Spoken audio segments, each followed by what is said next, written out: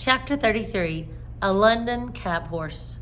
My new master's name was Jeremiah Barker, but as everyone called him Jerry, I shall do the same.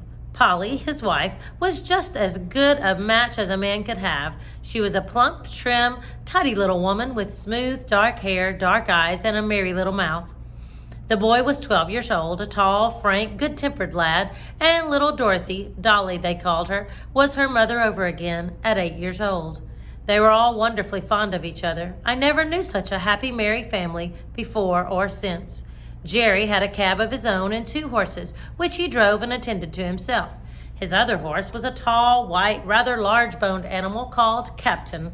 He was old now, but when he was young, he must have been splendid. He had still a proud way of holding his head and arching his neck. In fact, he was a high-bred, fine-mannered, noble old horse, every inch of him.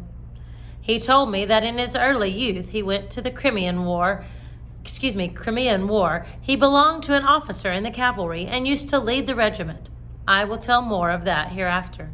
The next morning, when I was well groomed, Polly and Dolly came into the yard to see me and make friends. Harry had been helping his father since the early morning and had stated his opinion that I should turn out a regular brick. Polly brought me a slice of apple and Dolly a piece of bread, and made as much of me as if I had been the Black Beuty of olden time. It was a great treat to be petted again and talked to in a gentle voice, and I let them see as well as I could that I wished to be friendly. Polly thought I was very handsome, and a great deal too good for a cab, if it was not for the broken knees. Of course, there's no one to tell us whose fault that was, said Jerry, and as long as I don't know, I shall give him the benefit of the doubt. For a firmer, neater stepper I never rode. We'll call him Jack, after the old one, shall we, Polly? Do, she said, for I like to keep a good name going. Captain went out in the cab all the morning. Harry came in after school to feed me and give me water. In the afternoon, I was put into the cab. Jerry took as much pains to see if the collar and bridle fitted comfortably as if he had been John Manley over again. When the crupper was let out a hole or two, it all fitted well. There was no check rein, no curb, nothing but a plain ring snaffle. What a blessing that was. After driving through the side street, we came to the large cab stand where Jerry had said good night. On one side of this wide street were high houses with wonderful shop fronts, and on the other was an old church and churchyard surrounded by iron palisades. Alongside these iron rails, a number of cabs were drawn up, waiting for passengers. Bits of hay were lying about on the ground. Some of the men were standing together talking. Some were sitting on their boxes reading the newspaper. And 1 or 2 were feeding their horses with bits of hay and giving them a drink of water. We pulled up in the rank at the back of the last cab. 2 or 3 men came round and began to look at me and passed their remarks. Very good for a funeral, said one. Too smart-looking, said another, shaking his head in a very wise way. You'll find out something wrong one of these fine mornings, or my name isn't Jones. Well, said Jerry pleasantly, I suppose I need not find it out till it finds me out, eh? And if so, I'll keep up my spirits a little longer. Then there came up a broad-faced man dressed in a great gray coat with a great gray cape and great white buttons, a gray hat, and a blue comforter loosely tied around his neck. His hair was gray, too, but he was a jolly-looking fellow, and the other men made way for him. He looked me all over, as if he had been going to buy me, and then straightening himself up with a grunt, he said, He's the right sort for you, Jerry. I don't care what you gave for him, he'll be worth it. Thus my character was established on the stand.